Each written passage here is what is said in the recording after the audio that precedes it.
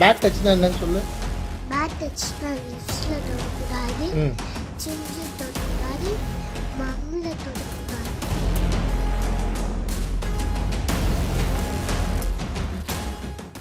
எல்லாருக்கும் வணக்கம்.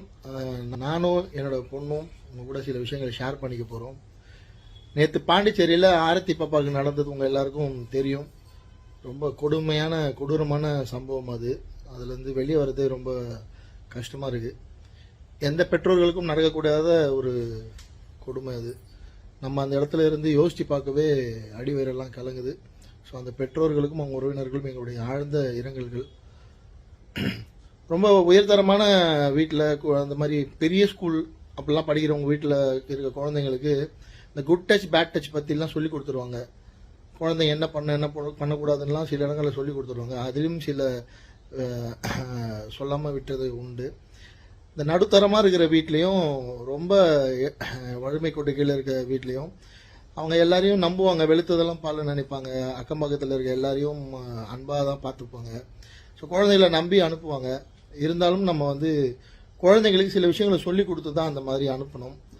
ஸோ அதில் சில விஷயங்கள் இந்த குட் டச் பேட் டச் அப்படின்றது யாரையும் நம்பக்கூடாத ஒரு சூழ்நிலை, அந்த மாதிரி ஒரு உலகத்தில் வாழ்கிறோம். ஸோ குழந்தைங்களுக்கு குட் டச் பேட் டச்னா என்ன நீங்கள் கண்டிப்பாக சொல்லி கொடுத்தே ஆகணும். உனக்கு தெரியுமா குட் டச் பேட் டச்னா? பேட் டச்னா என்னன்னு சொல்லு. பேட் டச்னா லிப்ஸ்ல தொடக்கூடாது, சிஞ்சு தொடக்கூடாது, மம்ல தொடக்கூடாது. சத்தமா பேசு. சிஞ்சுல தொடக்கூடாது, லிப்ஸ்ல தொடக்கூடாது, பம்ல தொடக்கூடாது. வேற எங்கெல்லாம் தொடக்கூடாது? எங்கேயுமே தொடக்கூடாது. அப்படி ஏதாவது தொட்டா என்ன பண்ணணும்? அடிக்கணும், கிள்ளணும், இல்லைன்னா உடைக்கணும். சரி, அப்பா அம்மா கிட்ட சொல்லணும். அப்பா அம்மா கிட்ட சொல்லணும். வேற யார்கிட்ட சொல்லணும்? ஆயா இல்லைன்னா டீச்சர்ஸ் கிட்ட சொல்லணும். Very good. அப்புறம் யாராவது ஏதாவது போறவங்க வரவங்க தெரிஞ்சவங்க தெரியாதவங்க எல்லாம் ஏதாவது வாங்கி கொடுத்தா சாப்பிடலாமா? என்னெல்லாம் சாப்பிடக்கூடாது? ஐஸ்கிரீம், சாக்லேட், பஞ்சு மிட்டாய். அப்படி ஏதாவது வாங்கி கொடுத்தா என்ன பண்ணணும்? வேணான்னு சொல்லி தண்ணி ஊற்றணும். சரி, நமக்கு தெரிஞ்சவங்களே வாங்கி கொடுத்துட்டாங்க. அப்ப எப்படி சாப்பிடணும்? சாப்பிடக்கூடாது.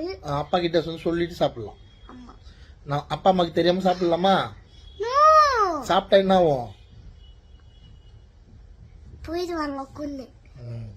தனியா போலாமா எங்கன்னா அப்பா அம்மா கிட்ட தெரியாம? என்ன பண்ணுவாங்க? கத்தின்னு போயிடுவாங்க. யாரு? திருடாங்க. ஸோ அப்பா அம்மாக்கு தெரியாம சொல்லாம எங்கேயும் போக கூடாது, விளையாட கூட. சரியா?